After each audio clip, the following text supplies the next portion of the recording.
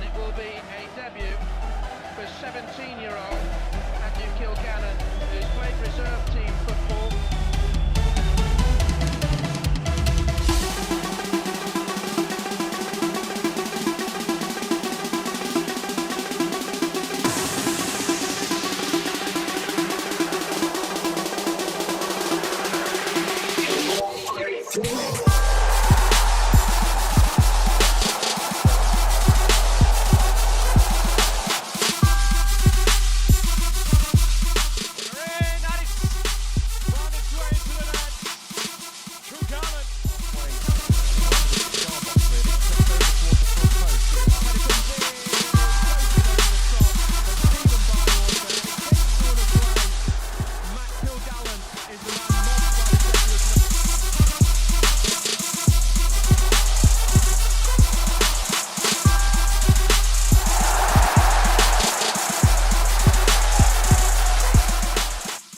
Welcome to episode 2 of Talking Football Beyond the 90 podcast, where today my guest is ex-Leeds, Sheffield United, Sunderland, Blackburn, Bradford and Hamilton centre-half, Matt Kilgallon.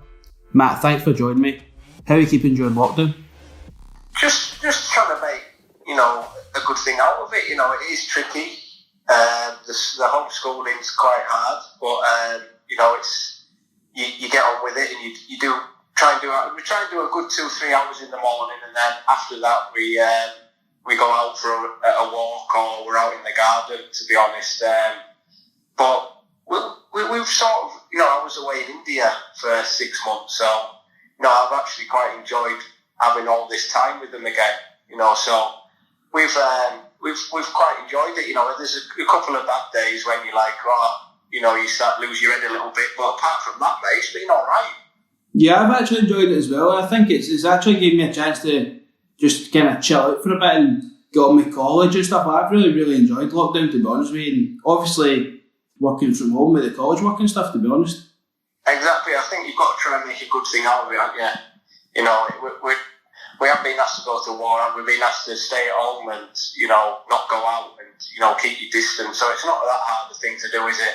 But do some stuff with the kids, spend a bit more time with the wife and that. So I'm the same as you, mate. Just try to do some positive things with it. Yeah, definitely. So I'm going to go through your career here in chronological order, if that's all right. So just starting off with, obviously, we've got to start with the Leeds debut in the UEFA Cup away at Hapoel Tel Aviv under Terry Venables. Did you ever expect to get on? It must have been absolutely brilliant playing alongside top quality players such as Lee Boyer, Harry Kewell, and obviously Alan Smith, who scored 4 goals in that away game. Yeah, I didn't expect to get on, I'll be honest with you. I was 17 years old. I thought, I was travelling for experience. I think they saw that I had something. And when you're a young lad, they let you travel to games and that and experience, staying in the hotel the night before and, being with the lads and start to know a few more of the first team players a bit better. And I just thought, I might have been going there to do that and also, get the kits in after training, the usual jobs you did as a young lad, collect the stuff in. But I can just remember in the changing room him saying the team, and then I'm just sat there, and then he said the substitutes, and he named me. And, back then, I couldn't text my dad or my mum or anything to say, I'm on the bench, so it was great, I was buzzing, and when I came on, really, it happened so fast. I can remember sitting on the bench thinking, I'm the only centre-half here. If, Lucas Radeby or Michael Dewberry go down, I'm on. And that's what happened. Lucas Radeby was coming to the end of his career, unbelievable player. Well, basically, I'd say the last 2 seasons probably played with one knee, was always injured, but played on just because of his character and played the games and was still unbelievable. But he went down and, I was on. It was a sort of, right, Gilly, you're on sort of thing. And I think it's not because I didn't have that much time to think about it. And before you know it, you're taking your coat off, you're putting your shimmies on and you're going on. Unbelievable players in front of me. Lee Bowyer, Ian Hart next to me, Paul Robinson in nets. soon as I got my first touch and that, it was like I started the game and I'd been there for a while. You just go into the game really, and then we scored virtually as I came on, so that settled me down as well. But no, I didn't expect to get on at all. So you became a regular for Leeds in probably around the 2004-05 season, and obviously the club were kind of going through a tough time at that moment, and then the likes of Rio Ferdinand and Jonathan Woodgate and obviously Matteo as well. Which one of them do you think was the best? And did you not actually play with James Milner as well at one point? Yeah, I did. I mean, at the time, when I was a young lad and I was in the sort of the YTS and the Hoss, it was Champions League football. You know, I was ball-boying at the games and getting to see all the superstars coming to Ellen Road. And at that time, with that many centre-halves there, you know, I wasn't good enough to get in that team. And you know, Rio Ferdinand, like you said, Woodgate and everything like that, players like that. And from Leeds really having that sort of time where they went through a bad patch, that was my opportunity to get in the team because the top centre-halves were leaving. You know, Rio went to Man U, Woodgate went to Newcastle, I think, and Matteo left. So for me, it was a good thing. Do you know what I mean? Because before, with them centre-halves in front of me, I might not have got my chance. Do you know what I mean? Ferdinand was unbelievable for Leeds when he played in the Champions League. He was probably the best centre-half, you know, very closely by Woodgate. And then Matteo, I mean, he doesn't get enough credit for me. Every game was consistent, never had a bad game, and could also play like midfield as well. So, you know, that tough time at Leeds was good for me because I got my opportunity. And so did the likes of like Milner, James Milner. Fraser Richardson was another one who got a chance because of what was happening. You know, and, you know, Milner I think he made his debut at 16 years old. You know, because what was happening. So, yeah, that's what happened. I got in because of that, really. In 2004, you got to defend against the Premier League's all-time top goal scorer, and Alan Shearer. How was that? Was that a good battle? Yeah, it was good. I've got his shirt, actually. I got a shirt from after the game, and he said some nice words to me. He said, you know, keep going. You're a good young centre-half. So that was nice. I mean, the ball just came into him and it stuck, no matter how much he got tied to him and that.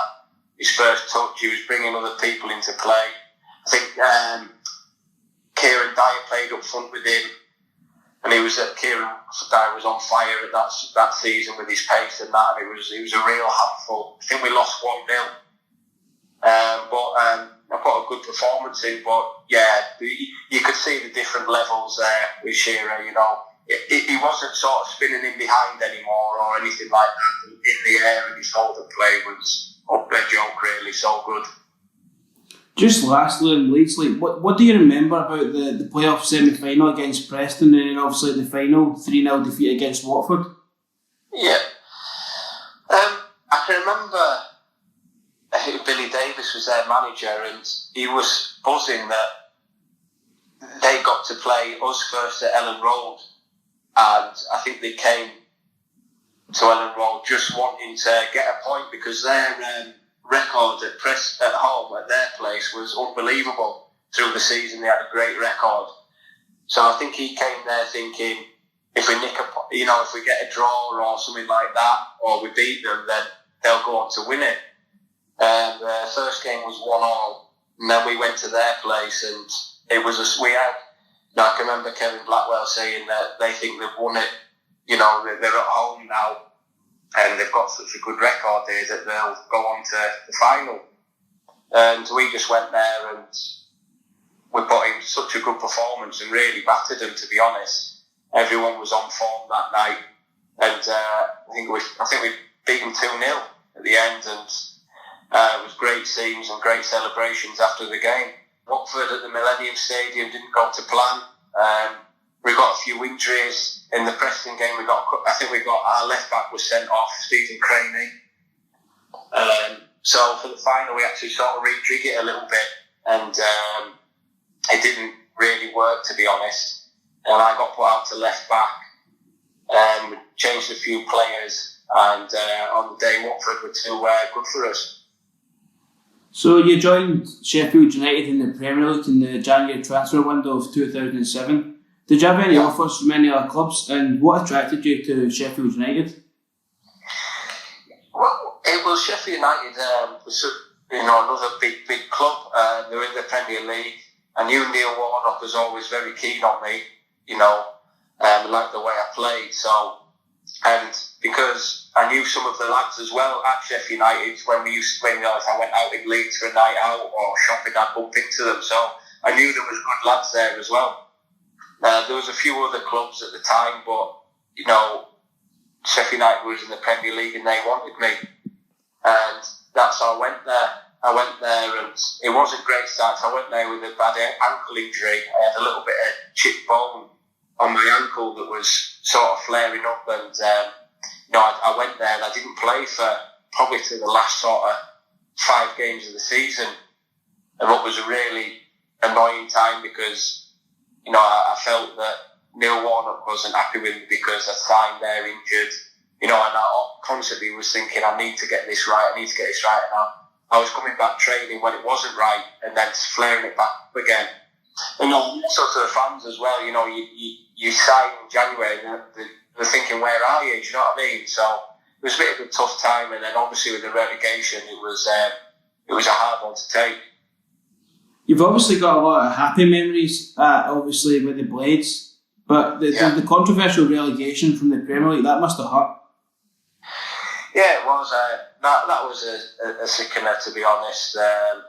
West Ham went on an unbelievable run, to be honest, as well. So fair play to them. But yeah, it was a hard one to take because they did get the 2 players in, Tevez and Mascherano, and they were huge for them. And I think even Tevez scored the goal against Man United on the last day as well to beat Man U at Old Trafford. So that was hard. But I had great times at Sheffield United. I loved it there. And I still get on well with the fans and that, and still try and get, I would want to go and try and watch them play again now in the Premier League and that. But I had great times there and to play.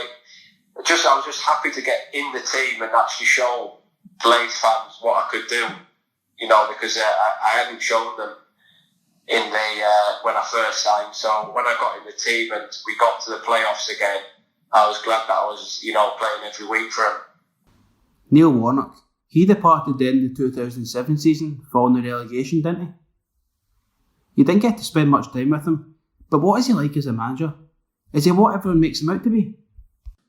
Well, yeah, he is, to be honest. That's his character, that's how he manages, and it works. How many promotions has he had from the Championship to the Premier League is scary, really, isn't it? He's had, I don't know, but he's had more than, he must have had 3 or 4. So whatever he does works, he's old school in the way he does stuff, but he gets the best out of his players. So yeah, he's a top manager.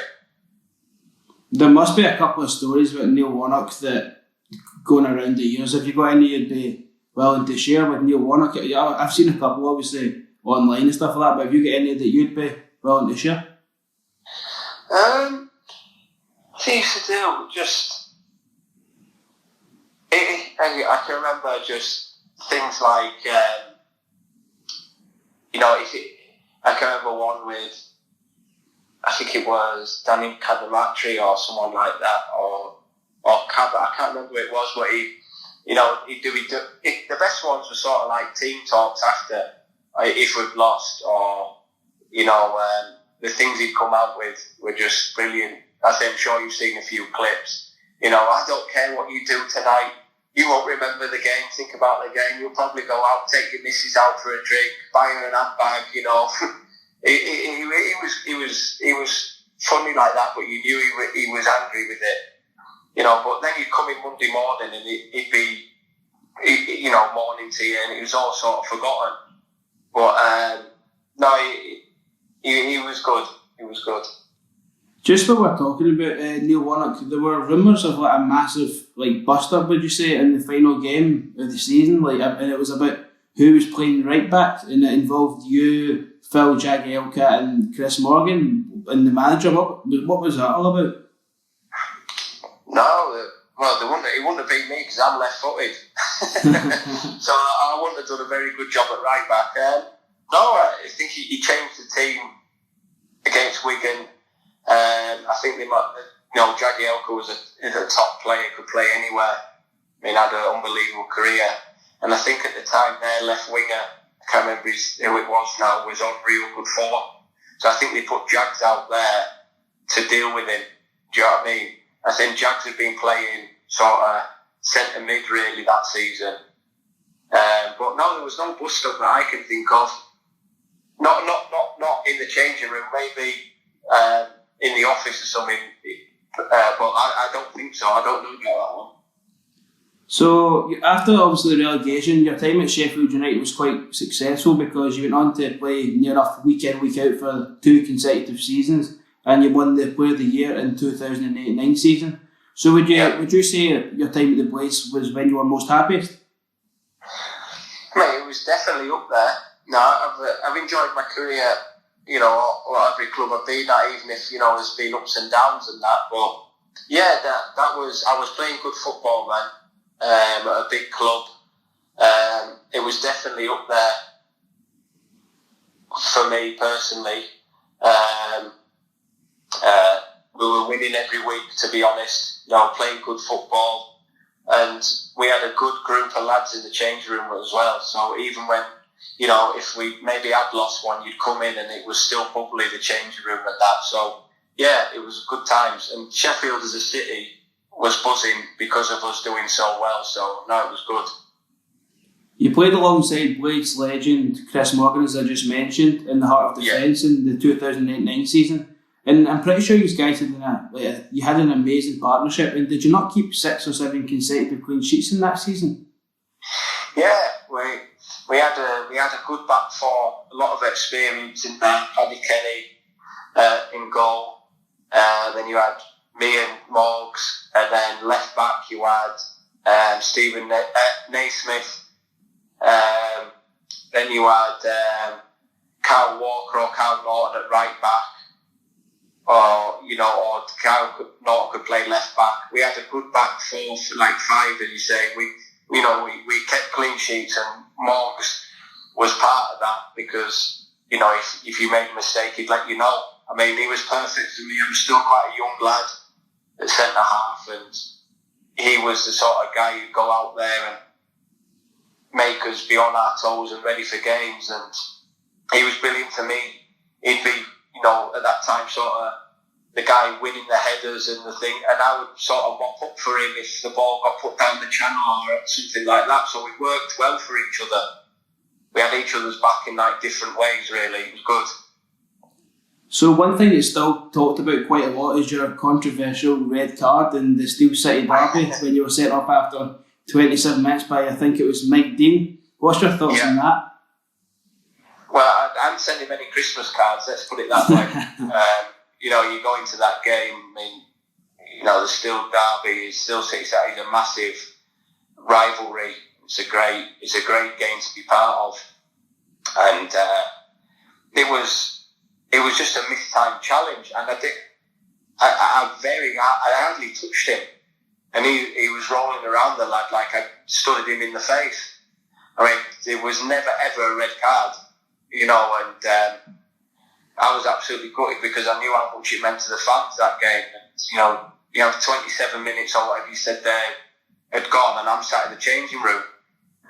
And, you feel like you've let the lads down. But I couldn't take it. I can remember kicking a few water bottles and stuff like that in the changing room, and was just absolutely gutted. And also almost sort of killed the game, really. I think then it was sort of, Sheffield United were defending the whole game, and I'm sure now with VAR and that, it made what even been a yellow card. It was a nothing challenge, but the occasion and everything, and fair play to Chef Wednesday fans. As a player, he probably thought I could have got a chance of getting him sent off here, and it worked for him. You also played alongside Gary Speed. Was he one of your idols, kind of growing up as you're a boyhood Leeds fan?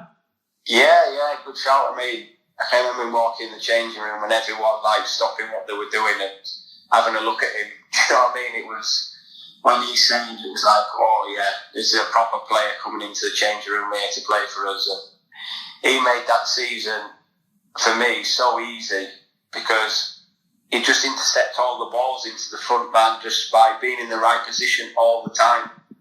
You know, as a centre-half, you've got to talk a lot and communicate a lot. But with him, you didn't have to say anything to him because he was always there. Do you know what I mean? He was always in the right position for, a corner or a set piece before anybody.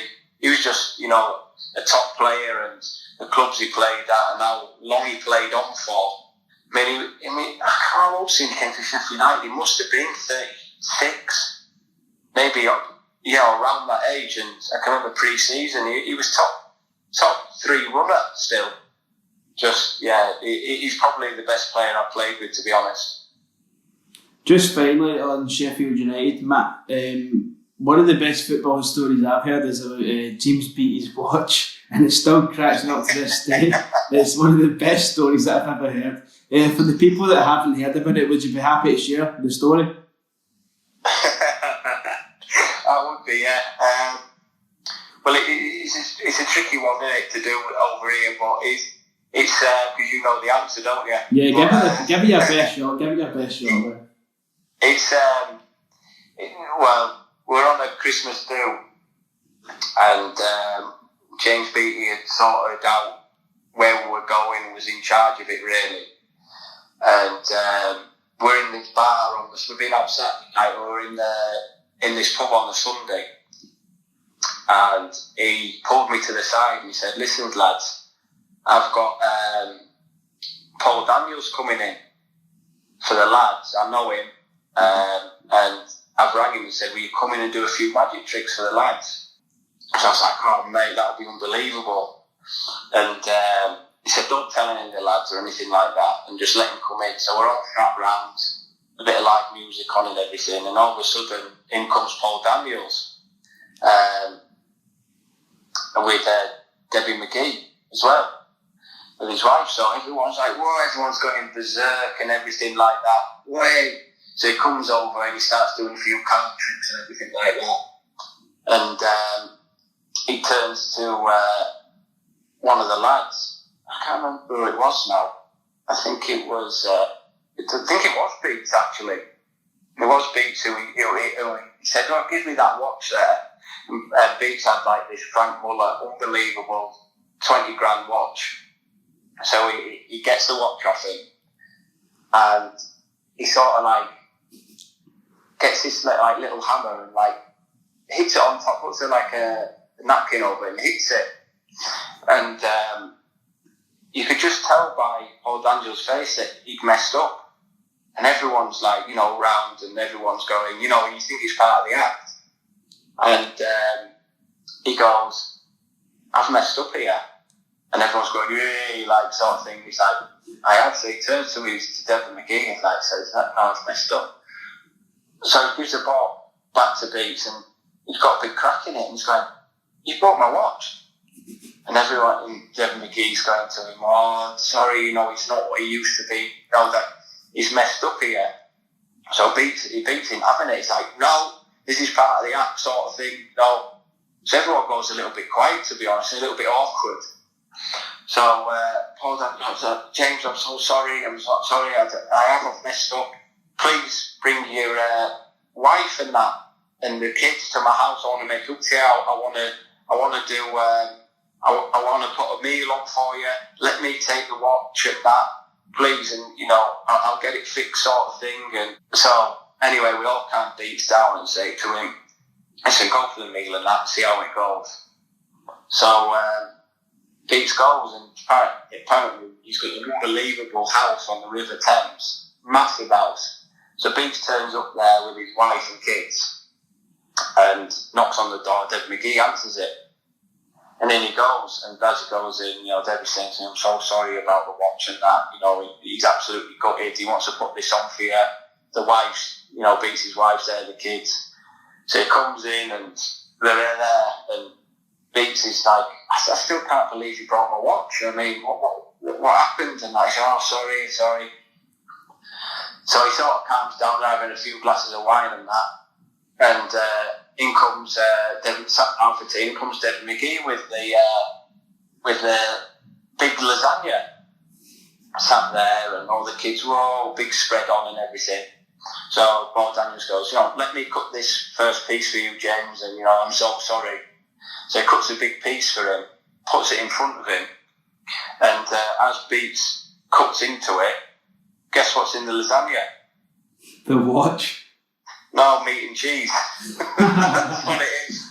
That was one of them, yeah. Unbelievable, man, honestly. It's one of the best stories I've ever heard in my life, man.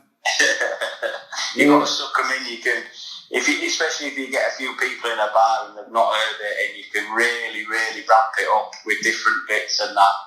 And you can make it into, you can have people on the edge of the seats listening to it, and then the faces after, because someone will always say, was it the Frank Muller watch? And then you just get them with it. It's a good one.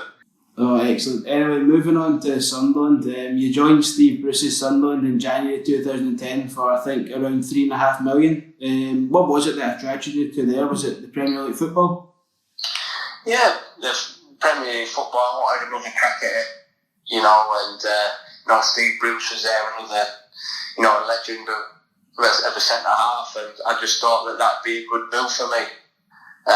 Obviously, it didn't work out how I planned. But I still had good times there.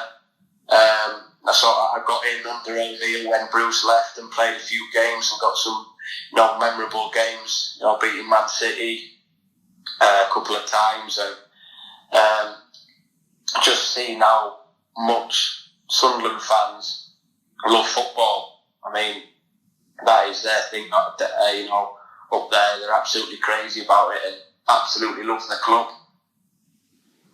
That's what I was going to say, in the earlier stages of your career at Sunderland, it kind of was a bit strange because you came in, you played a couple of games, and then you're kind of just instantly dropped and just kind of thrown out the side. Was there any reason behind that? I think Steve Bruce brought me in as maybe not first choice centre half. Do you know what I mean? And I didn't think that at the time. I didn't think about that he was doing that. And I've actually played a few games when the centre-halves were injured. And I played well. We got some good results there. I think I played about 4. I think we lost 1, won 1 and drew 2. I was playing and obviously just didn't fancy me. I think he brought another centre-half in the summer then. And he just said to me at the start of the next season that I think it'd be best if I went out on loan because I wouldn't get many games there that season. And probably one regret that I've got would be, I wish I'd have said no, I'm going to show you what I can do. I want to stay and sort of fight for my place. But at that time, Middlesbrough wanted me on loan. What's another big club? And I just thought, no, I want to go out and play games. You know what I mean? But looking back now, I wish I'd have just said no. I want to, train. And if you see something I like, you know what I mean? And I could have maybe got back in, but I didn't. I went out on loan, so.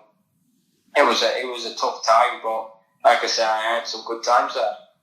Yeah, that's what I was just about to say. So you went out and loan to Middlesbrough, and then you returned, and obviously you started the home game against Man City, arguably one of the most memorable games at the stage of my life. What memories do you have in that game?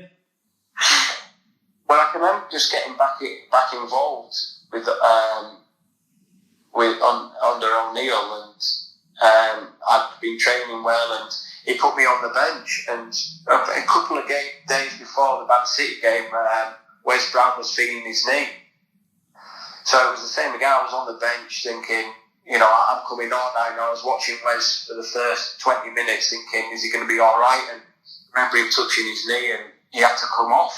So I was on, and like I said before, it's like you've never been away once you get into the game again.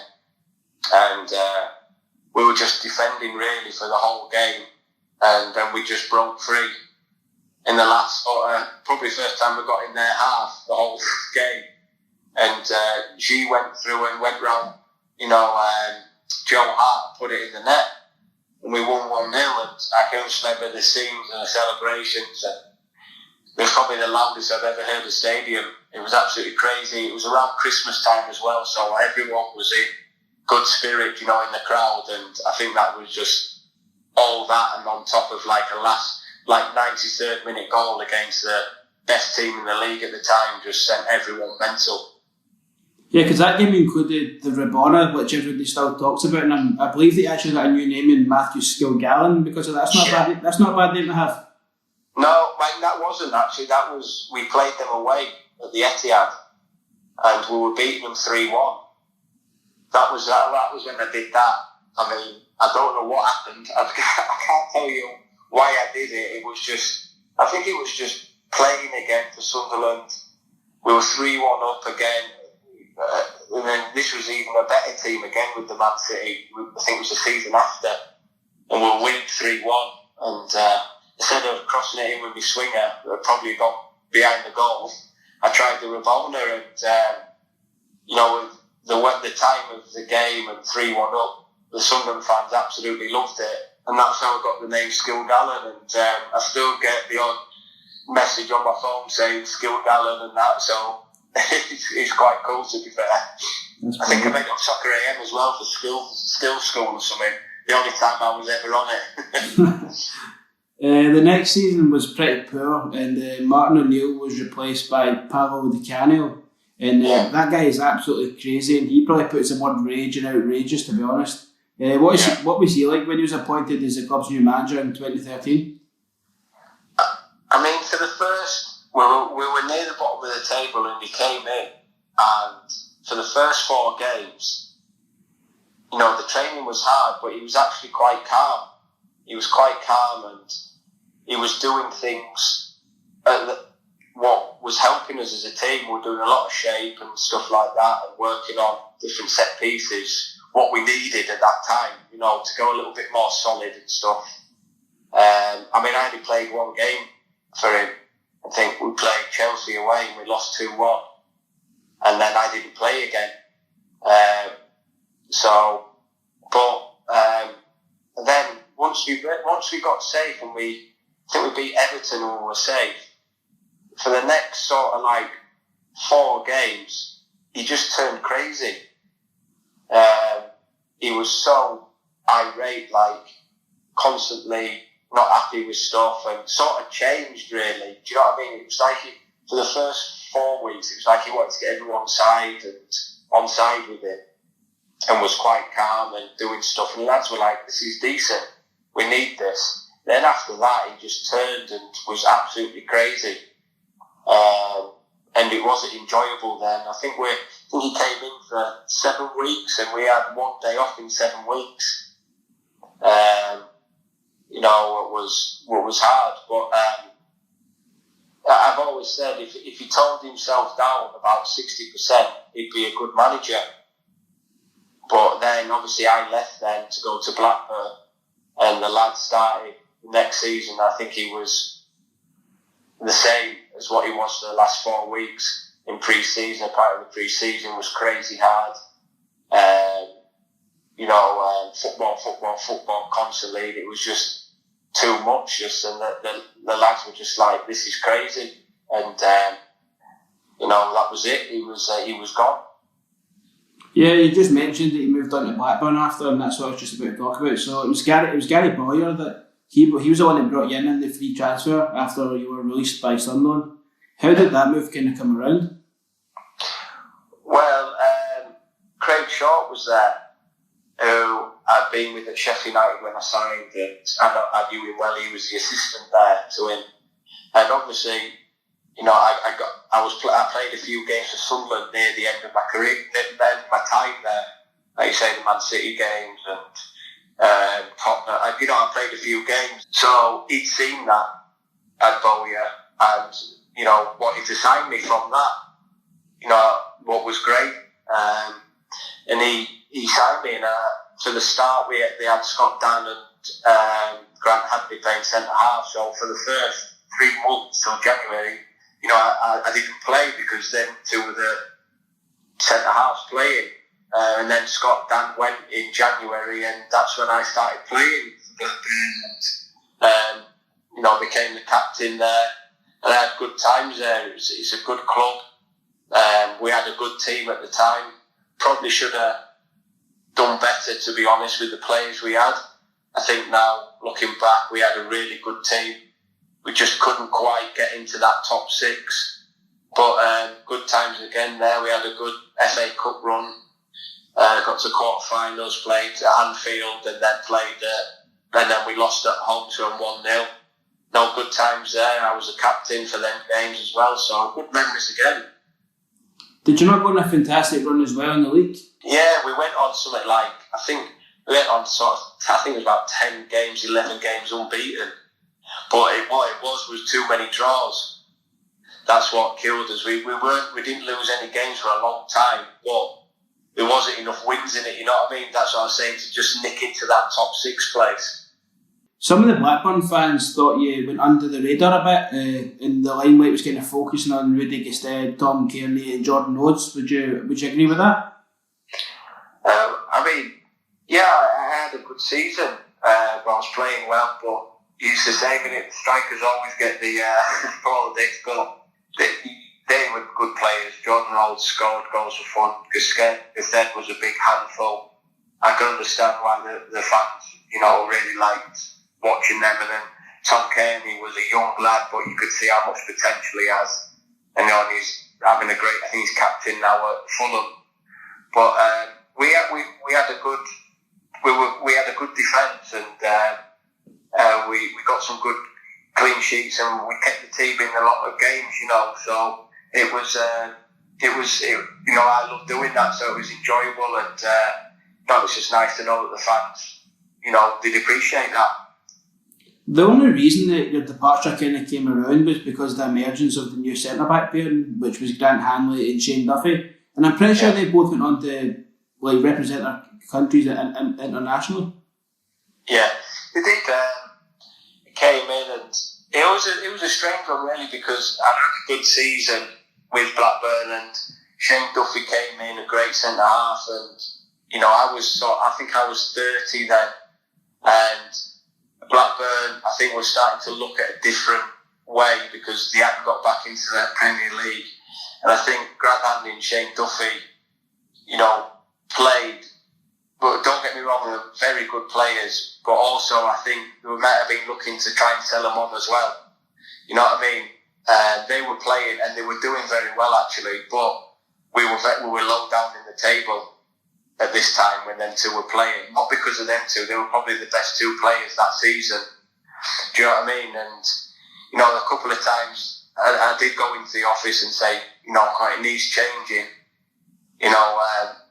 We're in the bottom half of the table, how am I not sort of playing? Do you know what I mean? But then he actually said, Bowie, you said, well, that's been our two best players, you know what I mean? So it was a tough one to take, but that's football, and then Lambert came in, and we got a few results, and then I was training well and everything like that, and he put it to a back three for the last 3 games of the season, wanted to get me back in the team.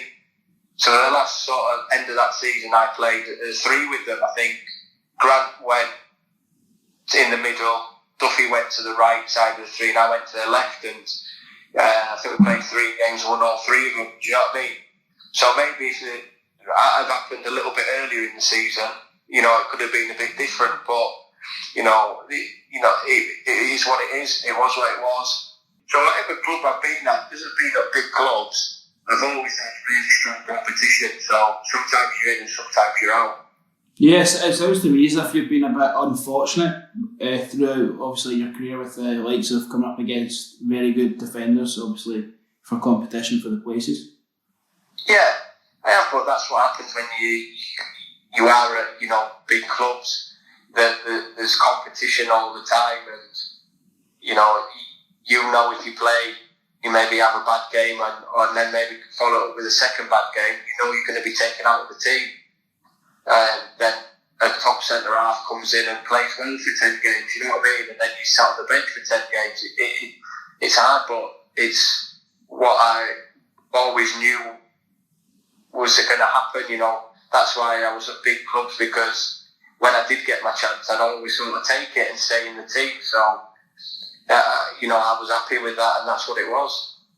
So moving on to Bradford, in your first season at Bantams, it was pretty successful, to be honest with you, and I'm pretty sure you won Player of the Year as well, and you got 2 assists in the one game against your former side in Sheffield United at home. I did, yeah. I didn't sign for Bradford City till I think it was about 3 games into the season. So they'd already had quite a settled team, and the first season I didn't play that much, to be honest. Like you say again, the back four for them were doing great, and there was no chance of me knocking on the door saying, why am I not playing? I just couldn't. Lads were winning games constantly and went on to get into I came in a couple of times at left back, just to help out the team if someone was injured or whatever. No, it's not my favourite position, but I can do a job there. That's when I set up 2 against Sheffield United. But then, we had James Meredith, a great left back, and we got moved to Millwall after that season in the Championship. So he came back in. So at that, and I was about 31, 32 then. So McCall liked me around the place from my experience, talking to the lads and that. And then it was the second season when I got in, because I had a full pre-season with them, and I started the season, and that's when I went on to win, I think it was 7 out of 8 Player of the Year awards, so it was a good season for me. What I and what other Bradford fans don't understand, Matt, is how can you go from being Player of the Year to be completely frozen out of the club? It just doesn't make sense. Was it anything to do with Edin Rahic who came to the club? Yeah, Ben, I wish I knew, mate, to be honest. It's the first time I've ever heard of that. I just came in, and I was very close with Stuart McCall, and I think that Edin Rahic hated that. He hated that, and brought in a new manager for the next season. He was basically, I think he was about 2 years older than me, the manager. I don't know if he thought I was going to be a threat to him, or I don't know, but at the end of the day, you're the manager, you make the decisions. I don't know if he thought I was going to start questioning him or something like that, I don't know, but the chairman just said no, he's not going to play.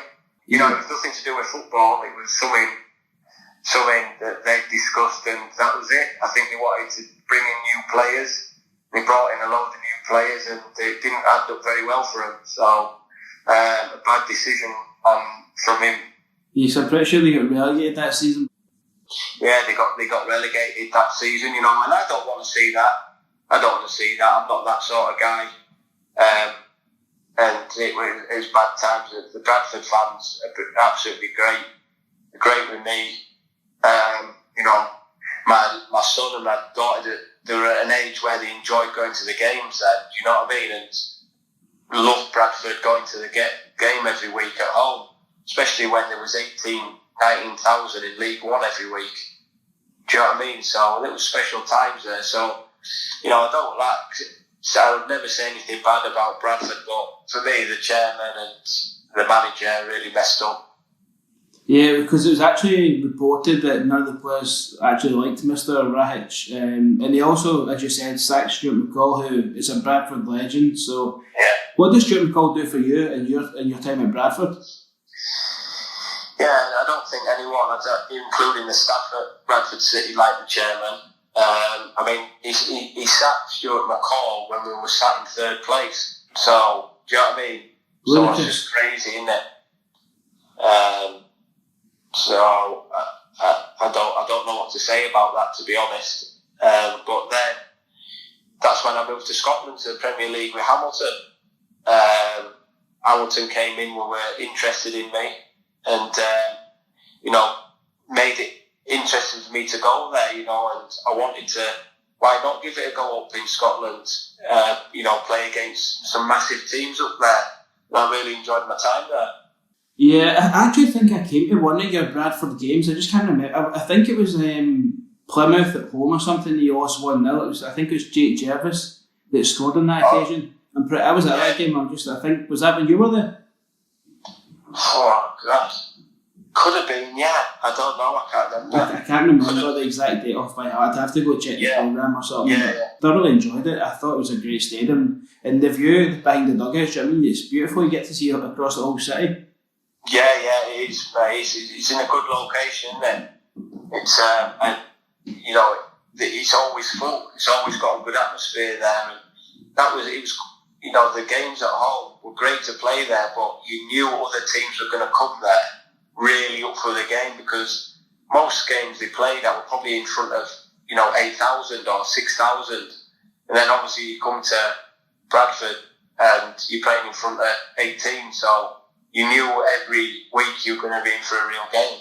Yeah, just before we move on to Hamilton, who was the best player that you played with during your time at Bradford? Best player I played with during my time, I tell you, it was Josh Cullen. He's at Charlton now. I think he's at loan from West Ham. He was, for his age, centre mid. He was brilliant, very good. Tony McMahon at right back, loads of experience, great set pieces. He was very good. There were some good players there.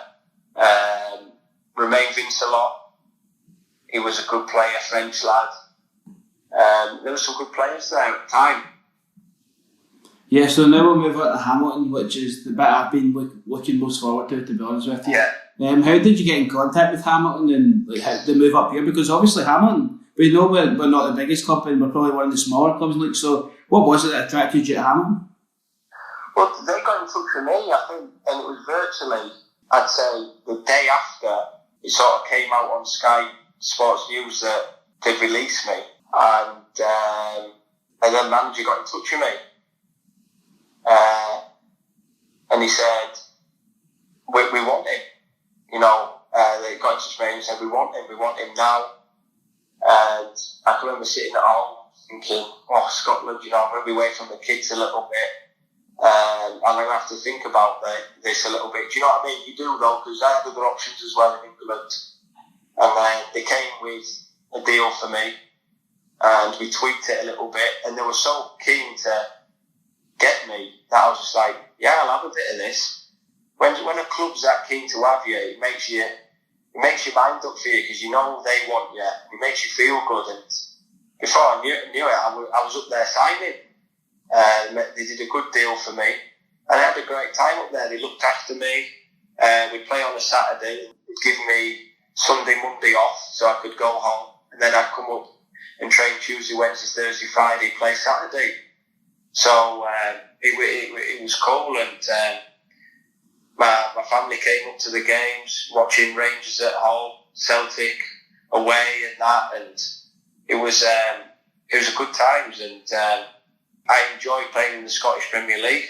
It was a good deal for you, and it was a good deal for us as well, because we were crying out for an experienced centre-half like yourself. So that season that you were at Hamilton, it wasn't really the best of seasons, to be honest with you, and there was some horrible results in there, such as the Dundee 4-0 and the Hibs 6-0. And obviously, there was a bit of unrest between the fans and obviously Martin Cannon and the board and stuff like that.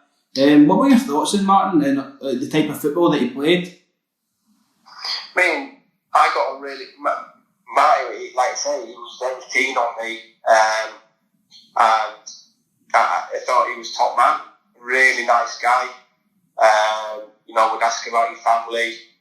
But I just think the time when I was there, I think how many seasons was he there before I got there? Was this like his third season? Yeah, it was his third or fourth season. And I just think everything had just got to him a bit with the constant. I mean, a good season for Hamilton. He just stayed in the Premier League, isn't it? Let's have it right. Let's be honest with it.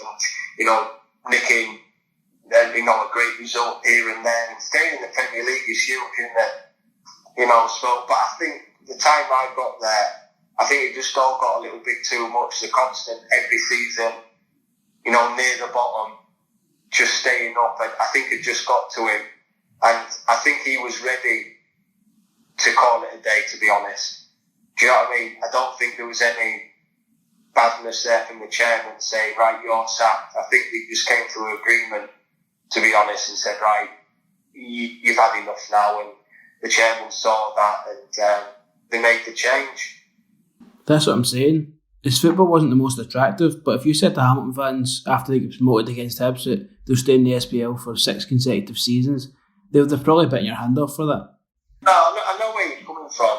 It is what you said to the Hamilton fans, like you said, 7 years in the Premier League, they'd snap your hands off, and it is hard to pick. If he's a good player at Hamilton, they get snapped away, don't they? They get sold because the people want to move on. It's hard for Hamilton to really kick right on at the minute, isn't it? I mean, how many players, young lads? I mean, they've got unbelievable young lads there. I used to watch them train after training, and they're playing in the Champions League. Hamilton are beating all the top teams, but staying in the league was massive, and we did it, and they've done it again this season. So fair play to the whole club. Who was the youngster that kind of most impressed you when you were at Hamilton? Because I went to the Champions League games home and away, and I thoroughly enjoyed watching it. And who was your favourite player when you were watching Hamilton? I used to like Regan. Yeah, Regan Minot, yeah. Yeah, the centre mid. I think he's left-footed lad. He's been in and out of the team a bit this year, man. Like, obviously he was in for a bit and then he kind of just fell out of favour a wee bit. He's got all the technical thing. I think it's just about just growing into his body a bit more, getting a bit bigger and physical, because it is a big step up for reserves to first team footy. But I loved the way he played. He was very confident when he came to try join with the first team. But I tell you what I like about the young Scottish lads. They're so game when they come and train with us. There's no pulling out of challenges because we're first team. And that's what I loved about them. They'd go in and try and smash you, and they'd give everything. So fair play to them. Obviously, we were talking about Brian Rice and how he was appointed at the start of February, and he managed to guide us to safety on the last day of the season against St Johnstone, as well as that fantastic day at Dens Park where we sent Dundee down. I think he's done a fantastic job. Would you probably agree with that? Yeah, he did. He came on and mixed it up a little bit, tried some different we're doing a lot of phases of play and stuff, and he just really wanted us to play football, and he used to say, go out and enjoy it. It's the best job in the world. He was great man manager, very funny man, got on with him well. I can remember when I came back from Scotland and he rang me to see how I was, because for the last 2 games I missed him because I did my ankle in training, and I was out basically for the rest of the season. And he rang me to see how I was, and I said to him, do you want me there for next season? And he was straightly honest with me. He said, to be honest, Killer, next season I'm going to go with young lads. I'm going to mix it up, and where Hamilton want to go with young lads, and I appreciated that, because a lot of managers would have gone, I don't know yet. Do you know what I mean? We'll have to wait and see. But he was totally honest with me, and I appreciated that. And then, for me, then I can crack on to maybe look for another club. So I've got good things to say about him. You must have come up against a couple of tough strikers during your time at Hamilton. Like, was Morelos, he was on fire. Edward was on fire. Cosgrove. Who was the hardest, you think, to defend against? I think Eduardo for Celtic. We played him at home, and he had the movement, and he was very clever. He got into good positions. He'd do a little feint before spinning in behind. Little things like that you notice. And he didn't just stand up against you. Do you know what I mean? He'd try and make you guess where he was going, and then maybe spin off behind you. I think he was a good touch. So I'd probably say he was the best one I played against. But there was a few strikers there who were big Cosgroves for where's he at? Aberdeen. He was a good player, big handful, 6'5", kept banging in loads of goals. So there is some good talent up there. Just finally, is it Hyderabad in India? Is that right? Hyderabad, yeah. Hyderabad, there we go. Learn something new every day. So that was considered probably as a surprising move, but were you not offered a move to India when you were playing for Bradford? And was it kind of something you always wanted to do? No, that's right. I did. I got. It was I'd been there a season. It was the second season at Bradford when they came in for me, an Indian team, and asked if I would fancy it. But I wasn't ready to go then. I still knew I could play for Bradford. I knew I'd get in the team the next season, sort of thing. So, and I think I was only 32 then. And I was too young to go over then, to be honest. But then after Hamilton, 35 years old, gave me a good contract. And don't get me wrong, it was hard to leave the kids and everything, but it's not forever. I'm going to have a lot of time with the family when I retire. So we made the move. We all sat down together as a family and we said, let's do it. And I went out there and played for Hyderabad. It's a very different country than here, so it was quite hard at the start. But the football is something that they're really trying to kick on and make a big thing out of it over there. Because the fans are absolutely crazy. They're passionate as, I'm sure you've seen them, how they support the cricket and that. It's crazy. So, going over there, all the stadiums are, hold 20, 30,000. One of them holds 80,000. So it was all good pitches and it was something I'm glad I did. What's the standard like in the attendances? You're also talking about the stadiums. Yeah, the standard's probably sort of, with the Indian boys, who are improving, but at the minute, probably sort of League 2 standard. Then you've got like the foreigners who, there's some good foreigners out there, they've all played sort of La Liga or Premier League, some good. So it makes the games good. But I'd probably say sort of like lower league, League 1, League 2, standard-wise. But they're really trying to kick it on to make it better. Yeah, something I've been trying to tune out a bit more because I'm a passionate kind of groundhopper and love travelling around the world watching football, and I've kind of been trying to tune into Indian football a wee bit and see what it's all about, because I've heard really good things about it and there's a lot of, should we say, gems in that league. Yeah, that's what I mean.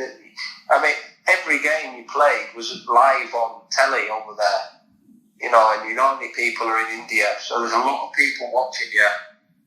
They sort of do it like Monday night football every night while the cricket's off. So every game you can watch, you play on telly every game. So when you sort of walking around Hyderabad, everyone knows you. You know what I mean? So it's over there, you're sort of like a superstar, But the fans are so passionate about it. It's unbelievable. They're sort of fake. They have face paints on and shirts, and they can bring all sort of like the hooters into the ground and all whistles and that. So it's a good atmosphere. Just lastly, I think you're near enough out of contract there now. So you just signed a 1-year deal. I think your deal's up at the end of May. Is there any kind of future plans in place? Or you want to stay in India for another season, or you want to come back home? No, I think that'll be done now in India. I've kind of done it, but I want to be back home. My kids are getting to that age now where I'm getting a lot out of them. They're going to be 9 and 7 in a couple of months, so I want to be back here now. I still think I can do a job in England somewhere, but it's got to make sense to me now, money-wise and all that sort of stuff. So we'll have to wait and see. I still keep myself fit. I still, train every day and go for a run. I like to cycle now. Did 70k yesterday for a charity. So we'll have to wait and see. And I think people are starting to realise that I have come to the end of my career, and a lot of people are getting in touch with me to do certain things. I'm getting a lot of podcasts, people asking me, interviews with you, like I am doing now. I think people are starting to realise that I am coming to the end, and other opportunities starting to mount up now. So it's going to be next month or whatever, and I've got a decision to be made. Have you got any future plans for after you finish the game, like coaching or? To be honest, like I said, I don't know yet. I don't really know about the coaching. I don't think I fancy that, to be honest. But I've got a few business things that people have asked me to do. maybe do something like that, maybe a bit of scouting or for a club, or I'm not sure yet. But like I say, I've got a few chats to have with people, and we'll wait and see. Anyway, Matt, thanks for coming on the podcast, mate. I really appreciate you coming on. No problem, Ben. Anytime, pal. Keep in touch, yeah?